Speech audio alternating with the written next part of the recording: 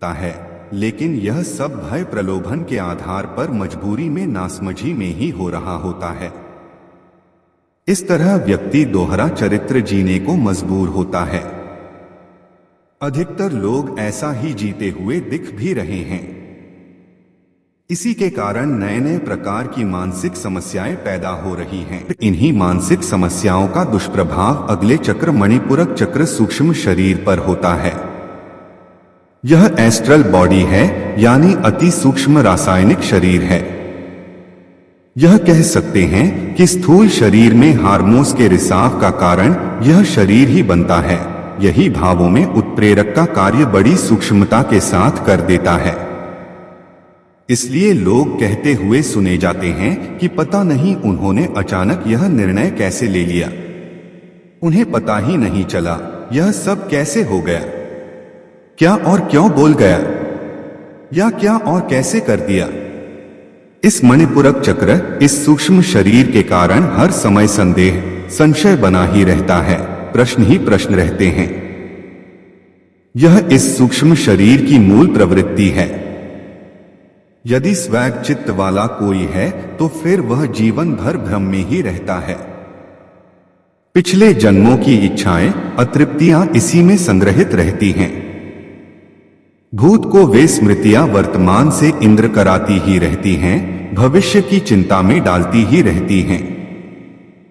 इसीलिए महिलाएं ज्यादातर टोना टोटका, तांत्रिकों के प्रभाव में आ जाती हैं। और जब इस शरीर में पुरुषोचित का प्रभाव होता है तो वह उस सब के विरुद्ध कड़ी प्रतिक्रिया करता है, विचार करता है, विचार के आधार पर विवेक और विवेक के आधार पर विश्वास, श्रद्धा के मार्ग पर चलने की कोशिश करता है। लेकिन चूंकि यह सब प्रतिक्रिया स्वरूप कर रहा होता है, समझदारी पूर्वक नहीं, इसलिए कहीं नहीं पहुंचता। उसका आचरण केवल दिखावा भर बनकर रह जाता है। वह आत्ममुग्धता का शिकार बनकर रह जाता है। यह एक अलग ही प्रकार की पीड़ा है। वह अच्छा दिखना चाहता है, लेकिन लोग उसे अच्छा स्वीकार नहीं कर पाते, क्योंकि वह सब जो कर रहा है उसमें उसका सहज स्वभाव नहीं, बल्कि प्रतिक्रिया दिख रही होती है। सत्कार्यों में भी अच्छाई से पहले दिखावा ही सबको दिख रहा होता है। अधिकतर समाजसेवी लोग इसी श्रेणी में आते हैं।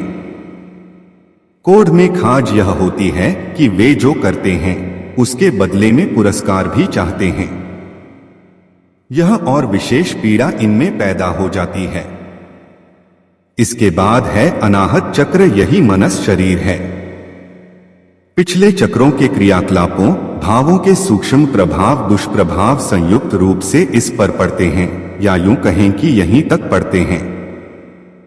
क्योंकि इसके बाद पांचवां विशुद्धि चक्रात्म शरीर, छठवां आज्ञा चक्र ब्रह्मा शरीर और सातवां सहस्रार चक्र निर्वाण शरीर शेष रहते हैं। ये चक्र व शरीर स्वतः न सक्रिय रहते हैं न निष्क्रिय, बस ये साक्षी बने रहते हैं, शांत बने रहते हैं। 4 चक्रों तक ही स्त्री पुरुष का भेद, प्रभाव व दुष्प्रभाव रहता है।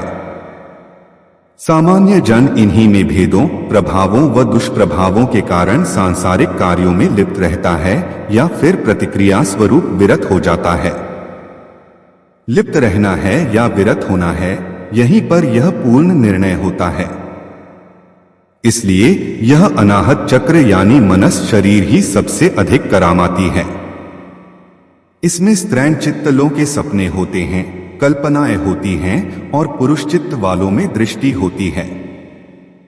यदि पिछले चक्रों शरीरों के प्रभाव इस पर हावी होते हैं तो यह उन्हीं प्रभावों में खोया रहता है, उन्हीं की कल्पनाएं करता रहता है। भोगवासना की, ईर्ष्या प्रतिस्पर्धा की, नए नए प्रश्नों की, उनके उत्तरों की कल्पनाएं करता रहता है। सारा चित्रण इसी में हो रहा होता है। भाव शरीर कल्पना का दृश्य देखता है, लेकिन कल्पनाएं पैदा यह मनस शरीर ही करता है। यहां पर पिछले जन्मों और वर्तमान जीवन की इच्छाएं भी आपस में संघर्ष करती हैं। आगे की चर्चा के लिए वीडियो को लाइक, शेयर, चैनल को सब्सक्राइब करें। तब तक के लिए सभी गुरु भाइयों को हरि हर।